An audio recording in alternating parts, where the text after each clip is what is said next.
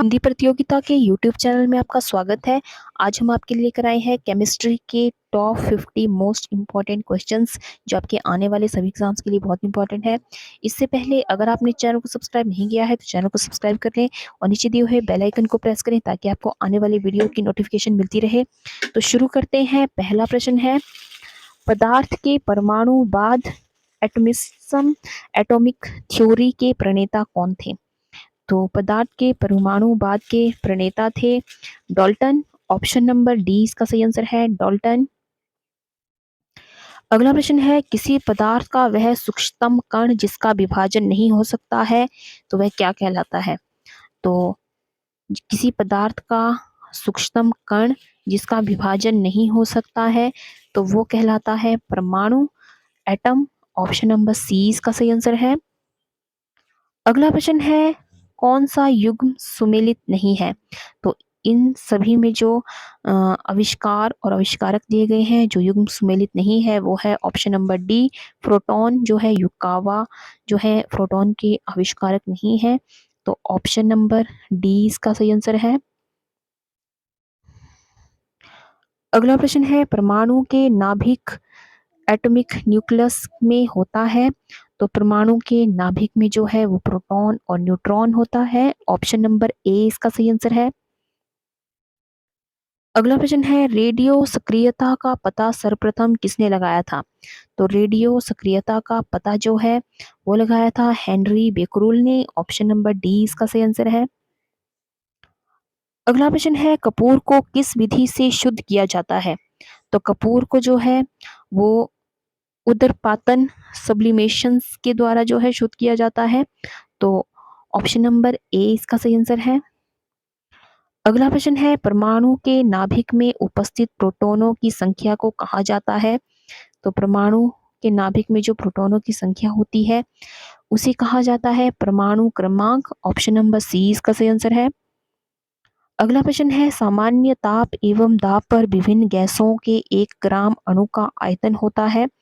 तो सामान्य ताप एवं दाब पर जो है विभिन्न गैसों के 1 ग्राम अणु का आयतन जो है वो होता है 22.4 लीटर। ऑप्शन नंबर डी इसका सही आंसर है।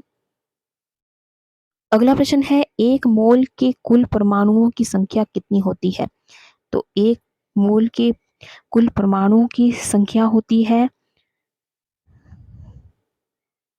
ऑप्शन नंबर सी 6.023 गुना 10।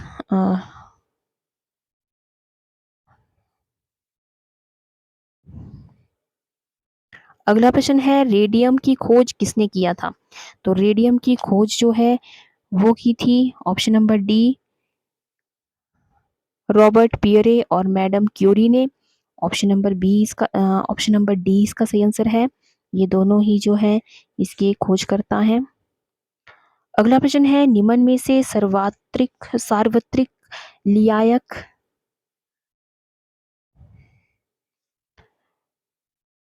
सार्वत्रिक लियायक है यूनिवर्सल सॉल्वेंट जो है वो है जल। ऑप्शन नंबर ए इसका सही आंसर है। अगला प्रश्न है, अम्ल का जलीय विलयन नीले लिटमस पर क्या प्रतिक्रिया करता है? तो अम्ल का जलीय विलयन जो है नीले लिटमस पर जो है वो लाल कर देता है। तो ऑप्शन नंबर ए इसका सही आंसर है। अगला प्रश्न है, रक्त का पीएच मान क्या है? तो रक्त का पीएच मान होता है 7.4। ऑप्शन नंबर सी इसका सही आंसर है। अगला प्रश्न है, शुद्ध जल का पीएच मान कितना होता है? तो शुद्ध जल का पीएच मान होता है 7। ऑप्शन नंबर बी इसका सही आंसर है। अगला प्रश्न है, ड्यूटेरियम में क्या होता है?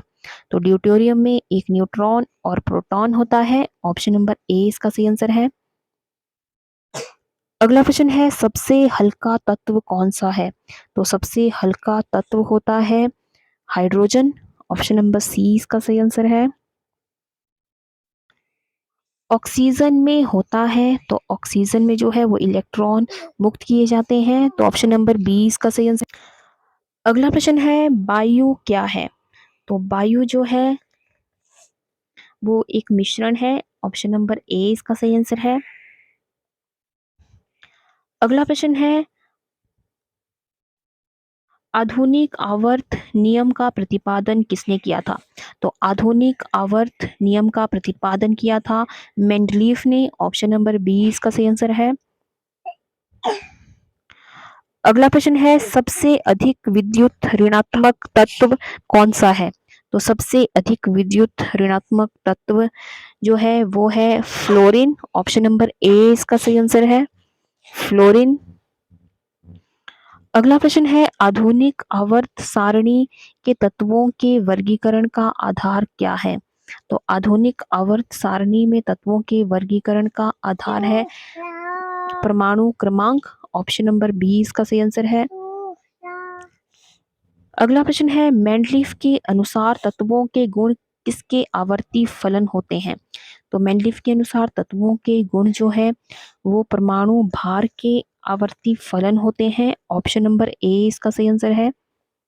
अगला प्रश्न है, सबसे भारी तत्व है? तो सबसे भारी तत्व है यूरेनियम। ऑप्शन नंबर बी इसका सही आंसर है। अगला प्रश्न है, हेमेटाइट किस धातु का अयस्क है? तो हेमेटाइट जो है वो लोहा का अयस्क है। ऑप्शन नंबर सी इसका सही आंसर है। कौन एल्यूमिनियम की मिश्र धातु है? तो एल्यूमिनियम की मिश्र धातु है मैग्नीशियम। ऑप्शन नंबर डी इसका सही आंसर है। अगला प्रश्न है, जर्मन सिल्वर किसका मिश्रण होता है? तो जर्मन सिल्वर जो है वो तांबा, जस्ता और निकेल का मिश्रण होता है। ऑप्शन नंबर डी इसका सही आंसर है। अगला प्रश्न है, पीतल किसका मिश्रण होता है? तो पीतल जो है वो तांबा और जस्ता का मिश्रण है।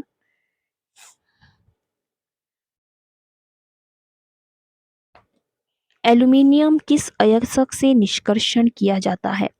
तो एल्यूमिनियम जो है वो बॉक्साइड, कोरंडम, फेल्सपार इन सभी अयस्कों से जो है निष्कर्षण किया जाता है। तो ऑप्शन नंबर डी इसका सही आंसर है। पिच ब्लेंड किस धातु का अयस्क होता है? तो पिच ब्लेंड जो है वो कोरंडम का अयस्क होता है। तो ऑप्शन नंबर ए इसका सही आंसर है। अगला प्रश्न है, जल में स्थायी कठोरता का प्रमुख कारण क्या है? तो जल में स्थायी कठोरता का प्रमुख कारण होता है कैल्शियम और मैग्नीशियम के सल्फेट्स। ऑप्शन नंबर बी इसका सही आंसर है। जल की कठोरता कैसे दूर किया जाता है? तो जल की कठोरता को जो है वो जल में सोडियम कार्बोनेट डालकर जो है दूर किया जाता है। ऑप्शन नंबर सी इसका सही आंसर है। आगे है, जल की अस्थायी कठोरता का प्रमुख कारण क्या है? तो जल की अस्थायी कठोरता का प्रमुख कारण होता है कैल्शियम और मैग्नीशियम के सल्फेट्स और कैल्शियम और मैग्नीशियम के नाइट्रेट्स। तो इसका सही आंसर है ऑप्शन नंबर डी, ब और स, बी और सी मतलब दोनों ही सही है।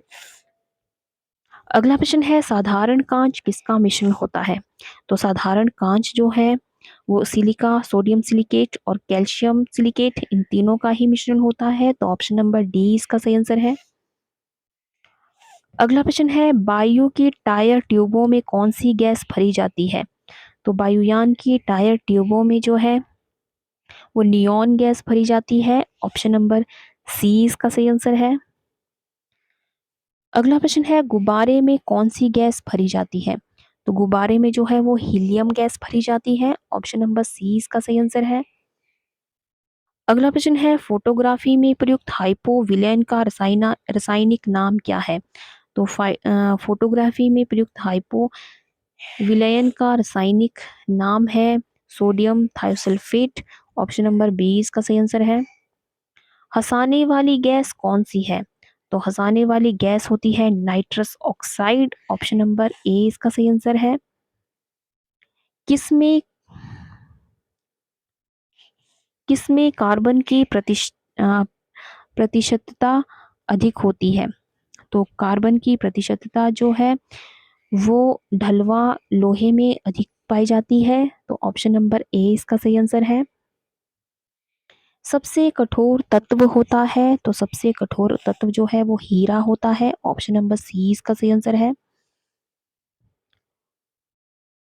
वैसे पदार्थ जिनके रासायनिक गुण समान एवं भौतिक गुण भिन्न होते हैं वो कहलाते हैं। तो वो अपर रूप कहलाते हैं। ऑप्शन नंबर सी इसका सही आंसर है। अगला प्रश्न है, पेंसिल बनाने में प्रयुक्त कार्बन होता है। तो पेंसिल बनाने में जो कार्बन प्रयुक्त होता है वो होता है ग्रेफाइट। ऑप्शन नंबर ए इसका सही आंसर है। अगला प्रश्न है, एक ही अणुसूत्र वाले विभिन्न यौगिकों को कहा जाता है। तो एक ही अणुसूत्र वाले विभिन्न यौगिकों को जो है वो समावयवी कहा जाता है, आइसोमेरिज्म। ऑप्शन नंबर डी इसका सही आंसर है। अगला प्रश्न है, हीरा और ग्रेफाइट होते हैं। तो हीरा और ग्रेफाइट जो है वो कार्बन के अपर रूप होते हैं। ऑप्शन नंबर बी इसका सही आंसर है। पॉलीथीन किसका बहुलक है। तो पॉलीथीन जो है वो एनिलीन का सॉरी एथिलीन का बहुलक होता है। ऑप्शन नंबर ए इसका सही आंसर है।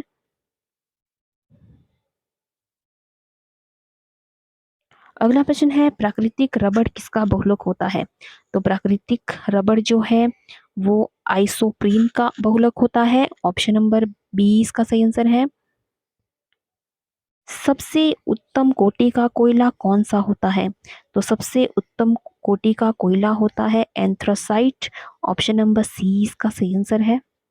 अगला प्रश्न है, गोबर गैस में कौन सी गैस होती है।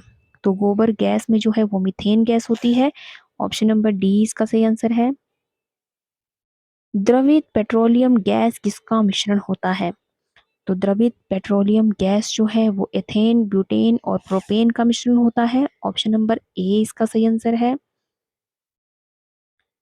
संश्लेषित रेशा है। तो संश्लेषित रेशा होता है रेयॉन। ऑप्शन नंबर ए इसका सही आंसर है। अगला प्रश्न है, किसी ईंधन के अपस्फोट रोधी गुण को दर्शाती है। तो किसी ईंधन के अपस्फोट गुण को जो है वो ऑक्टेन संख्या जो है वो उसे दर्शाती है। तो ऑप्शन नंबर सी इसका सही आंसर है। तो ये थे आज के केमिस्ट्री के टॉप 50 मोस्ट इंपॉर्टेंट क्वेश्चंस। तो आई होप आपको ये वीडियो पसंद आया हो। तो वीडियो को लाइक करें और ज़्यादा से ज़्यादा शेयर करें। तो आज की वीडियो में बस इतना ही। मिलते हैं एक नई वीडियो में कुछ नए प्रश्नों के साथ। तब तक के लिए जय हिंद, जय भारत।